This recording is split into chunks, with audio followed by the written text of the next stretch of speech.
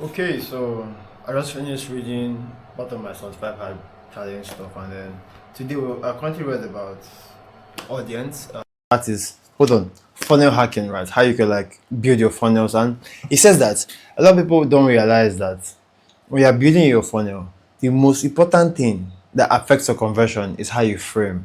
And I say that whenever you read something, you should be able to translate it or transplant the ideas into other areas of life. So for example is he says that framing is all that matters, and framing, right?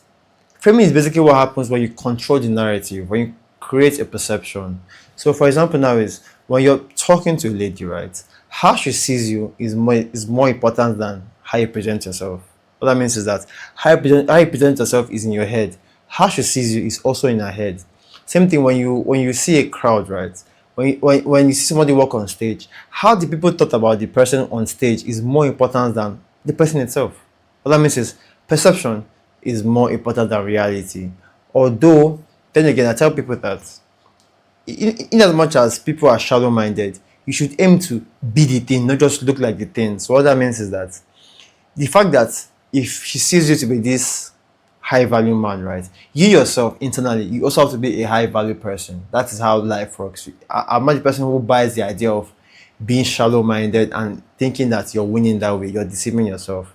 So how they see you is very important. And he says that there are three types of people, and I'll relate everything back to ladies, right? For guys, because most guys it's easy to understand this concept with women.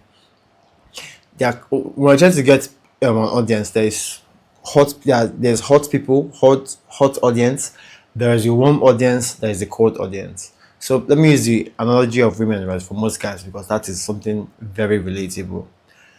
For the hot audience, which is like the hot audience, that's people who already know you already. So for women, now, the woman who already knows you, who you have already spoken to before, is already hot in this case, because talking to her, she already has a narrative in her head about you. So there's no need for an extra introduction. Just meet her and then you start vibing with her. So when it comes to like context of selling online, when the audience already knows you, what that means is that you don't have to introduce yourself anymore. And if in the case where they already know their problems, you don't have to introduce their problems to them anymore. If they are the same thing, if they are problem aware, you don't have to introduce them to the problem. So same thing to it. So now onto the warm audience. The warm audience, they don't really know you, but there's a sort of a link, right? It's like in terms of girls, like there's a girl you like, you're trying to date. You don't know her, but you know somebody who knows her. That person that knows her can introduce you to two of you, and that itself is the idea of a warm approach. So sorry, the hot approach is you already know her before, you just greet her, you don't have to introduce yourself. So now the warm approach is you know somebody who knows her already, right? And they link you up together. It's the same thing that happens when you meet, when somebody takes your content to somebody else, when someone takes my content, when someone shares my content, it makes those other people warm audiences. So if I can track them, what that means is that I don't have to introduce myself from the beginning, though there's a level of introduction I'm going to do, but does not have to be fully, because I remember when one of my cousins introduced me to this lady in Germany who's basically looking for a partner, and I was like, let me just entertain this because I know that it's not going to work. We were talking, and then there was really no need for what's your name anymore. We just went straight to, okay, so what do you do? Crack jokes. Just let's feel like you already know this person. And one thing that's also important here is when I'm meeting people with the warm approach, right? I already act like I already know them already. And then it just makes everything easier, because when most people do this warm approach, they take it from an approach of a cold mindset. That is, they are very robotic when they're speaking to people that are warm approaching.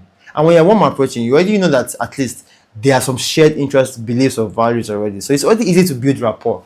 So your goal here is to take the person from a warm from a warm person, is to introduce them, is to continue as you already know them. It helps to build rapport. Same thing in sales.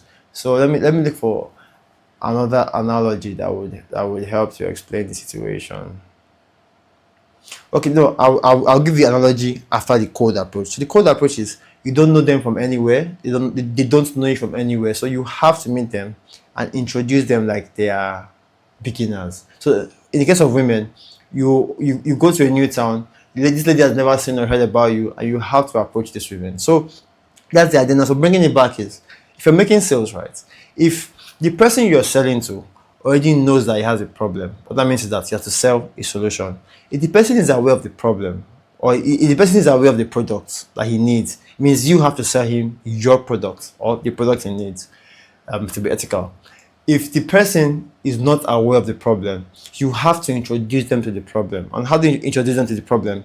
By fishing, by asking questions, by fishing, by building rapport. Build rapport to the point where he tells you his problem and you have a solution. It's that simple.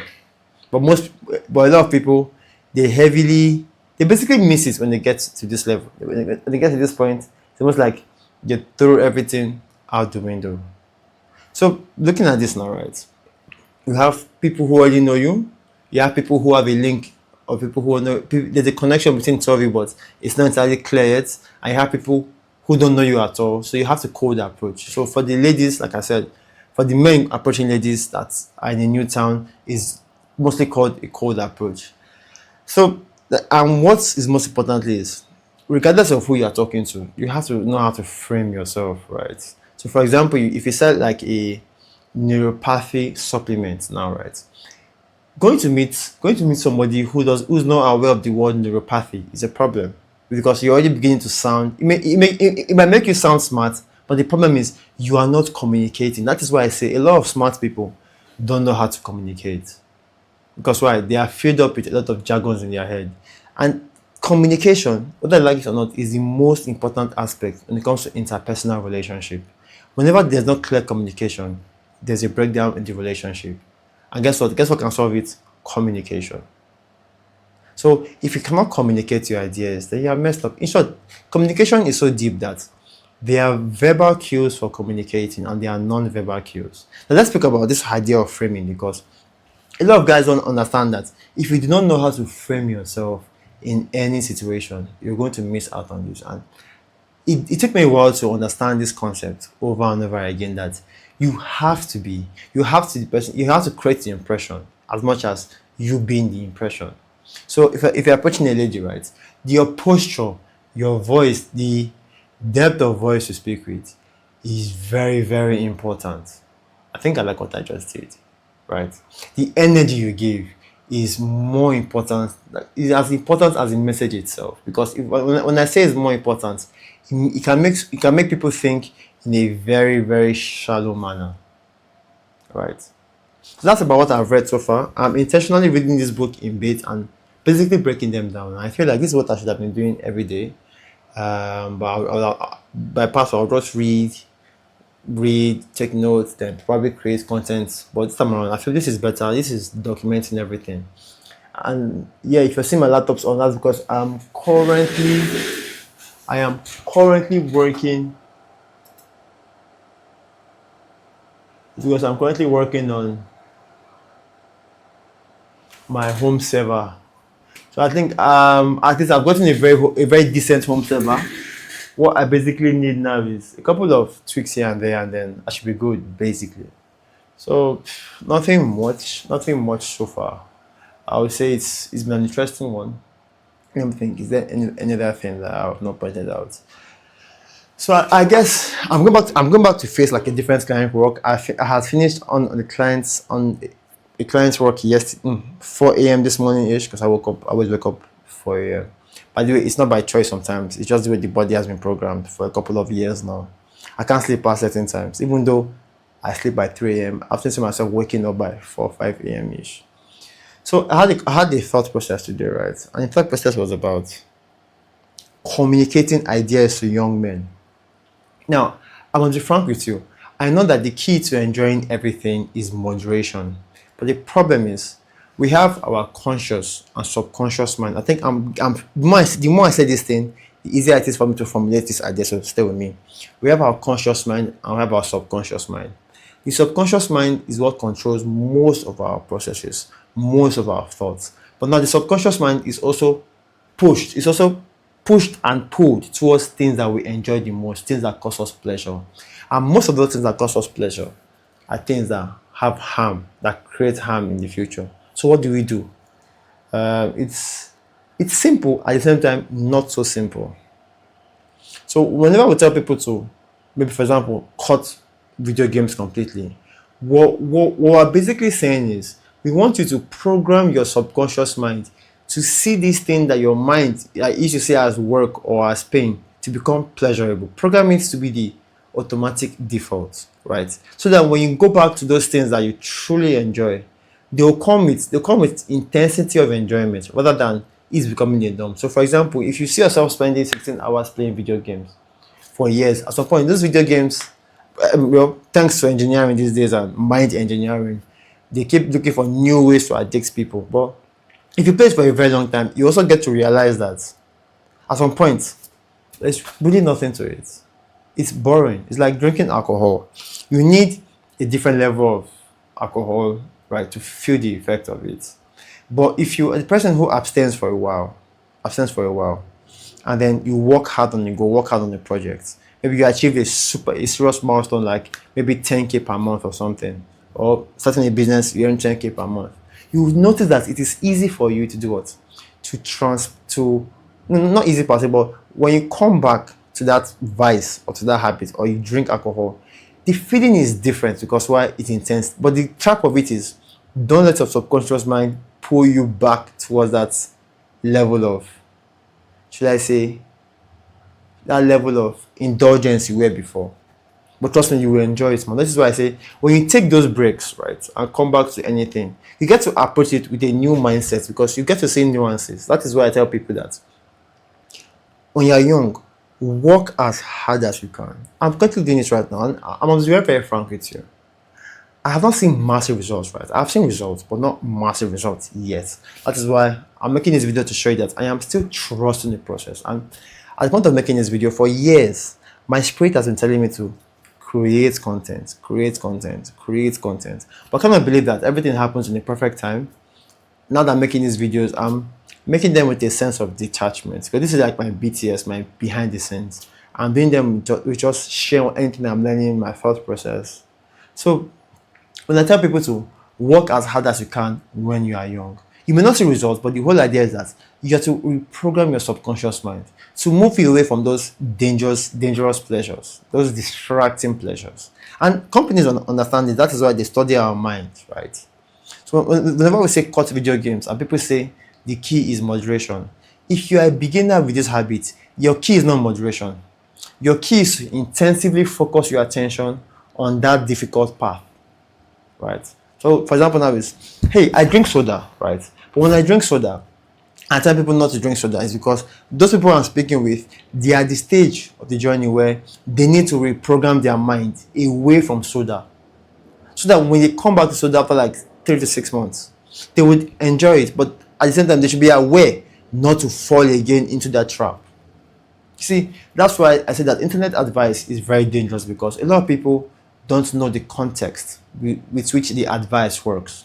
They just follow along and then they follow this advice blindly, and sometimes it works, sometimes to some people because they are applying the wrong context. So for example, now people don't go to the gym because of they want to be healthy. Most people don't. A lot of people are at the gym because of they want to prove a point. They want to be bigger than the next person. Maybe they went through a female heartbreak, and that female heartbreak, the guy who she went for was more muscular, or they see a guy who their crush is attracted to be muscular. So guess what? Now they're at the gym. I have a friend of mine who wants to bulk up. Well, who at some point I was coaching at the gym, but was not taking it serious because to him it was not a priority. But the moment he started was because he had just broken up with his girlfriend, or his girlfriend broke his heart, and he wanted to double down to become this person, to become this beastly person. That's why he tried to bulk up, and then he gave up because why? To him, not a priority. Maybe to him, I don't know. To him, he felt like the stuff sort of died down. That's anger. So the point is, negative emotions, right, and vanity are very powerful motivators if you're trying to achieve something. So when I tell people, lean into that thing that you call vanity and watch the wonders it will do for you. Lean into it because those things are very, very powerful. But a lot of people make it sound like, no, no, no, don't do it because it leaves you bitter. Yeah, it leaves you bitter if you hold on to it for too long. You see, one thing I have to say is that whenever somebody does something I don't expect, maybe a girl tells me no, she can't give me her number. And the honest truth is that whenever I get their numbers right, Most of the time, I don't follow up. Most of the time, I don't follow up. Not because I'm afraid, but because of work and shit. I'm mostly using the girls I approach as a way of testing my social skills. So whenever they say no, what I do is that thing gets to me, right? But I channel that anger or that sense of pride towards my work. But at some point, because it sort of dies down. Because why? I'm not really holding on to it. It's there. It's a very powerful motivation. But I know that if it is the thing I hold on to for a very, very long time, it's going to damage my identity. It's going to damage my thinking, my thought process, and my life eventually. So see it this way. There are two kinds of motivations. There are the ones that push you, and there are the ones that pull you. Somebody who goes to the gym is being pushed into the gym by what? By negative emotions, by vanity, by having to prove a point, by stupidity. But now, after he has gone to the gym for a while, he now has a sense of body, and now realizes that more muscles does not mean more women, does not mean better quality of women, right? It doesn't mean that. Then he begins to find out one, a proper body size he wants to be, right? What that means is he begins to look at the celebrities or the obvious body he likes. This time around, he's not working out because of health, because he has gotten the mindset, he has gotten the cruise of going to the gym. So now he's not preaching it as, oh, go to the gym because of it to make you healthy, make you this, make you that. But people don't care about it. Most people care about what the amount of vanity things they can acquire when they do that. And that is why when someone told me that the red pill space is making men just what? Hungry for sex. It makes men optimize for sex alone, not for deeper connection. I say, well, I understand, which I agree with you. But let me explain something, right? When you tell men that if you act this way, you get to sleep with 100 women, trust me, I slept with quite a number of women. Those numbers don't really mean shit. They mean to an extent, but at some point you begin to realize that if you don't fix the way you see women, you're going to have a problem down the line. One, two is when you optimize for just sex, right? At some point, you begin to, if you're somebody who pays attention to his body, you begin to realize that there are some women that when you have sex with them, it just completely throws you off. It completely throws you off. And I say that whenever you see a woman who is low energy, please avoid. It may sound like short-term pleasure, but in the end, it's most likely not worth it. So what should you do at that moment? I'll say be very, very careful. At that moment, you begin to go for quantity of quality women. You avoid women that feel damaged, women that can drain you, because trust me, some women are just energy drainers. They're like energy vampires, right? You begin to avoid them. So a couple of women that I'm avoiding are masculine women. They have their benefits quite alright. When it comes to like having sex, completely avoiding them. Avoiding women that feel damaged. I'm slowly avoiding women that have daddy issues. I mean, they play their role alright. Slowly is the key word there. But when you tell them to have as much sex as possible, I digress. They will have that as much sex as possible, but guess what? At some point, they will get the gist that they don't need all that. That is when they begin to realize that, okay, by the time I followed this couple of steps, what happened? I got my finances up. I got a better body. My health is better. I am much more focused. You know what? What if I double down on this thing?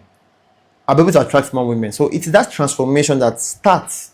But most of them never understand that they need to change the source of motivation in their life. They can no longer be motivated by just women. They need something that's beyond women. That is, this time around, they need a deeper sense of purpose. A lot of guys, to be very frank, right? A lot of guys will never flip it. What happens is they will end up being distracted, and at the end of the day, regretting their life when they zoom out. But this is where self-improvement really begins to start. Because self-improvement without starting something is a waste of time. It's like spinning. It's like turning on the vehicle, throttling down the engine, flooring down the engine, but the gears haven't been engaged. You'll be in one position without motive. But when you're already making some motion, right? Self-improvement, watching content like this will improve your life. So that's it. I feel like that is where, so the pull sort of motivation is one that draws you towards something that is bigger than what's made you to start, because that is the long-term motivation. So push negative emotions, vanity, they get you to start. They are very powerful, but they are short-term, short bursts. But the long-term motivators, they pull you along. They have a deeper sense of purpose. So I figured that I might just take a pause, share this. So I really wish that from time to time I'll do more of this because it's Sunday and I won't be going for boxing. I won't be going for boxing. Yeah, not boxing, just maybe walk in the evening. And I currently have to do a client's work. After the client's work, I will try my possible best to watch a movie today, right? I'll try to watch a movie today. I don't know the movie to watch, but I'll try to watch a movie today. Because yeah, it's a goal because it's also a way of resting because I feel like working excessively is ridiculous, to be honest. I'm only doing this because I want to get paid and I really need money right now to fix my car. So and even I'm approaching the end of the month. I have bills to pay and all of that. So well, see you very very soon. I'm pretty sure by the time I'm done with the client's work, I may just watch a couple of videos on YouTube, self improvement videos, and break it down to you. So, yep, this is the real documentary. I think I'm getting back at it. So, thank you very much. Talk to you soon. I'm bye. Yo, what's up? How's everything going, man? So, basically, just trying to round up for the day. So, yes, I would say, well, I say round up for the day. I want to go for my second workout, and maybe my second workout. I have like 7 days left in the 75 hard stuff, man. Bro, it's not easy, and it's no way close to being for the week. So yeah, I discovered that. So rather, there's this particular stuff I was reading from one guy on X, I met on X, Dami, right? And he basically was doing a research on this whole idea of spirituality and divinity type stuff. Hold on, I know I'm out of frame, but hold on, just bear with me. Almost back. About this whole idea of divinity and all. So he reached out to me, like I don't know him from anywhere. I cannot believe I believe the universe works in like random, mysterious ways. He reached out to me, Nigerian though. He's like he has this initiative he wants to start. He wants to know whether I'm a good fit. He's talking about how we are limitless beings and all of that. Mind you, in Nigeria, the chances of meeting somebody who has these ideas of spirituality is very slim. I mean, like maybe two in about 1,000, or maybe two in 10,000. Yeah. So the fact that he saw me, a guy with like 120 followers on X, and still reached out, it's quite impressive. Hold on, I'm setting up my. I've basically been able to get up my home server, so I'm sending my files back to the server. So 1, 2, where's the second drive? Yeah, second drive.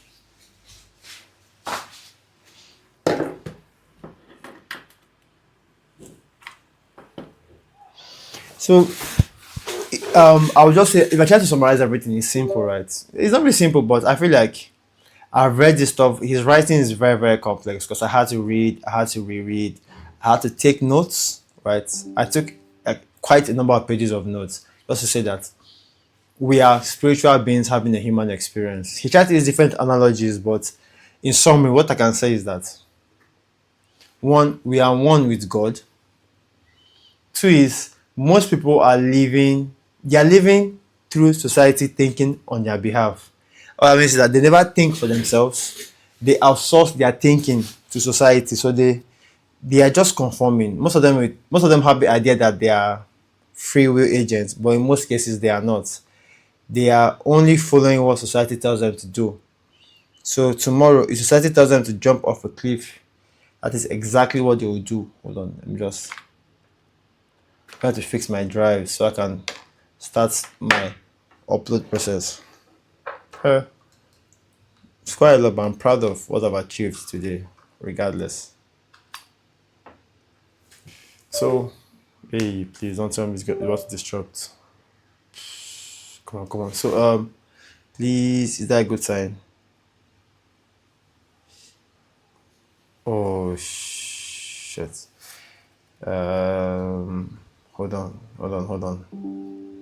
This F showed up.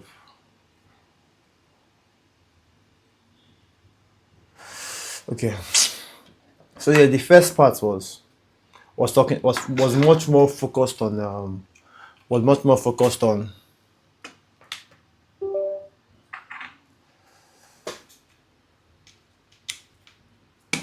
the fact that human beings, right? Human beings, when we think of ourselves, we are mostly filtering our thoughts through society's thinking. So how does it work? Society expects us to act in a certain way, and we end up acting in that certain way just to fit into this box, just to fit into this narrative. And in its very essence, it is doing more harm than good. Because why? A lot of people are doing stuff that they don't want to do. That is why books like The Subtle Art of Not Giving a Fuck sells a lot, because it's basically telling people to do what they truly want to do deep down in their soul.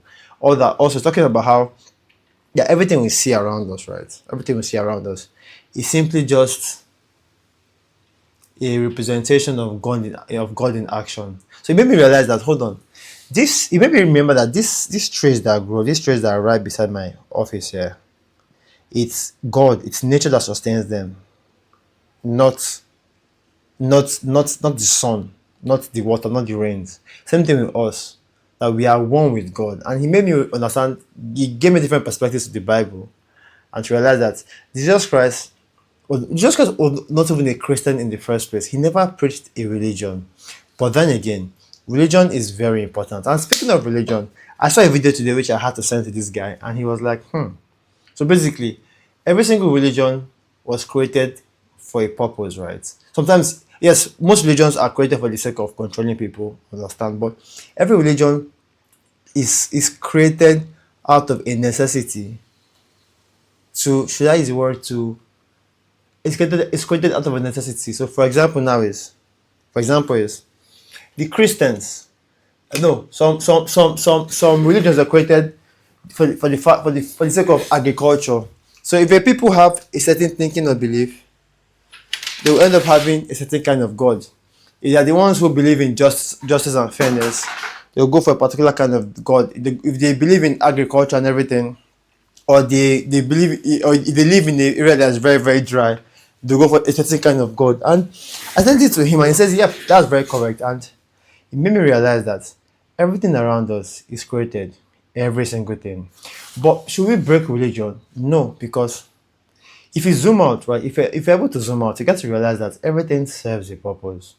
Nothing is good, nothing is bad. Because if you remove religion today, some people will be lost, some people will be fucked up. So religion has a shit ton of benefits. Even though I realize that some people, because of human corruption, they have used it against the people. But hey, don't worry, like I said, I strongly believe that everybody will be alright.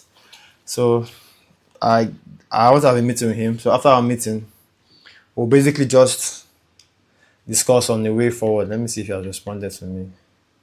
Because he's always responding late. I assume that he's working every day too.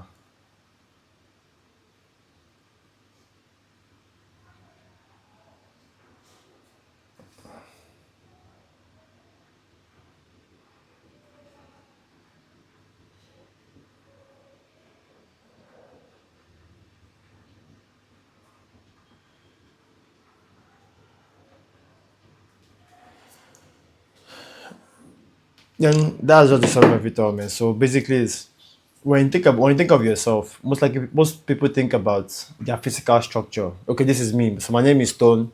This is my body. This is my face. But if you dig it and you become to, if you begin to go beyond yourself, beyond your normal reasoning, you will get to realize that you are a spiritual being currently having a human experience. One, two is knowing that you're a spiritual being.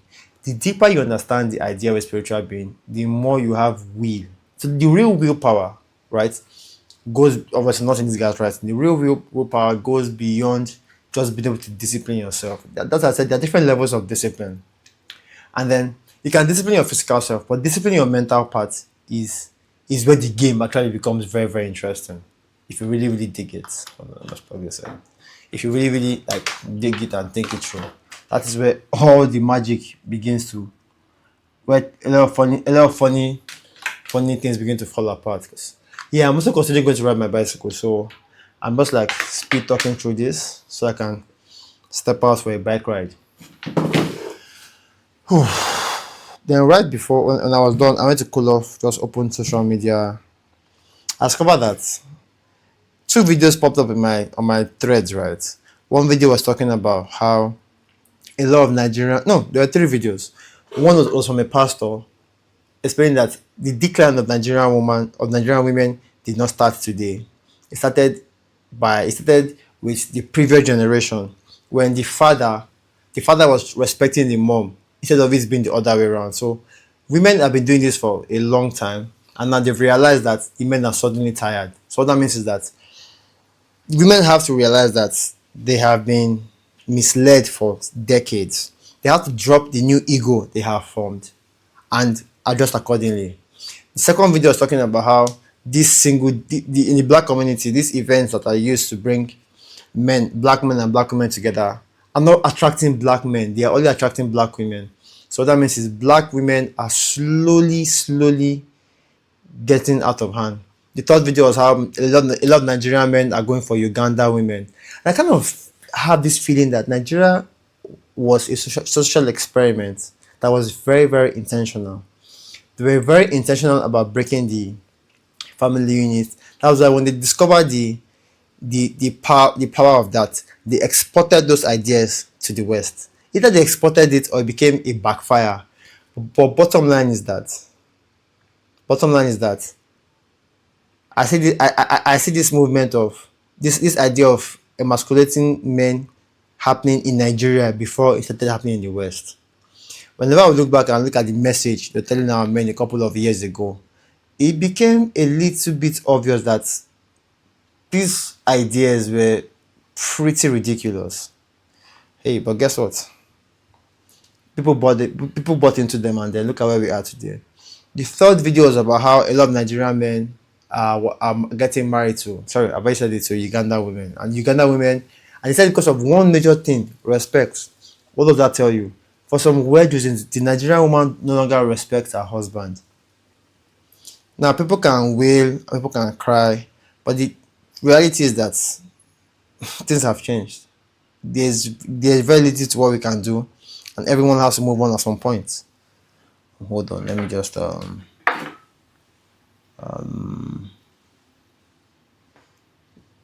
B-Rose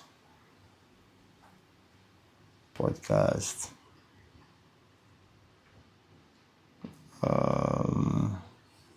Short form. I'm just arranging my stuff. Oh, okay. I have vlog here. I was wondering.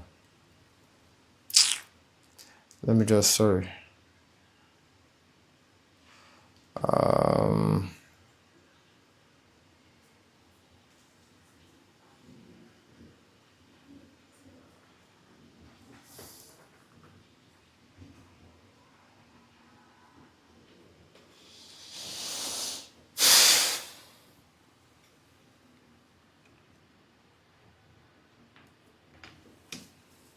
So I kind of feel like, so what's the way forward? Because if the black woman can no longer find the black man to marry, and for some weird reasons, the white men are not really going for the black women, what's the way forward to the black women?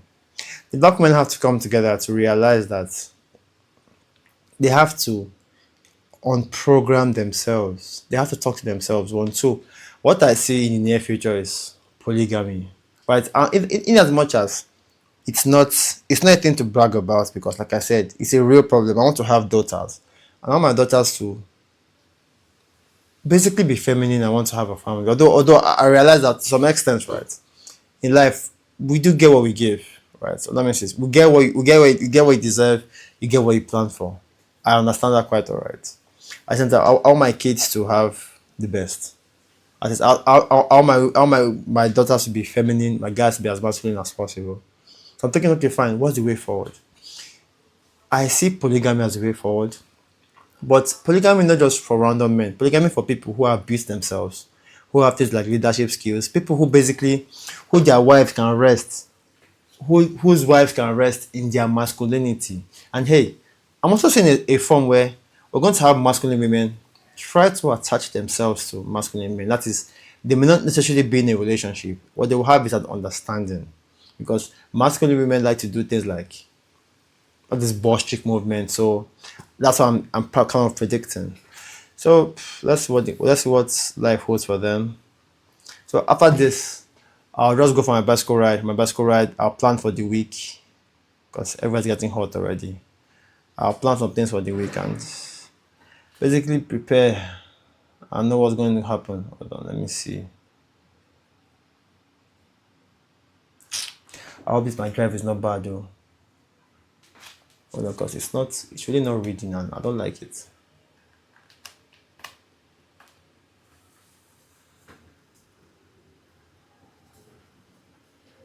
Okay, it's vibrating now.